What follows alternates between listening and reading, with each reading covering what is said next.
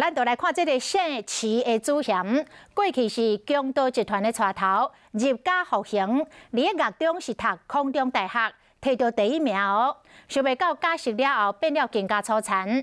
伊伫个台中丰原的祖厝的里长唔敢相信，讲旧年这个嫌犯者回乡来寄付，佮颁予伊含当丧卵的感谢状。想袂到出狱了后，积极来做善事的人，竟然是2汤啊是命案的主嫌。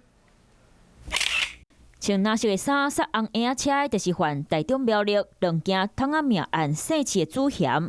伊的里长讲，旧年捌看过伊倒来捐钱给里民，想不到伊是杀人主嫌。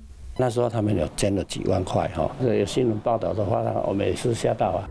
里长讲，震撼的看到伊，其实姓齐的主嫌住伫咧花莲，20号迄天，就有民众看到警察伫咧花莲当人的过程。一个警察一个警察车底下压一群男孩子被压到那边了。2件汤仔命案，第一个捡台视的是16岁查囡仔，敢若互母赖偷摕300万捡台视。第二个捡台视50多岁查甫人，是因为牵涉土地纠纷，敢若开庭证词对主嫌不利，才会爱伊的命。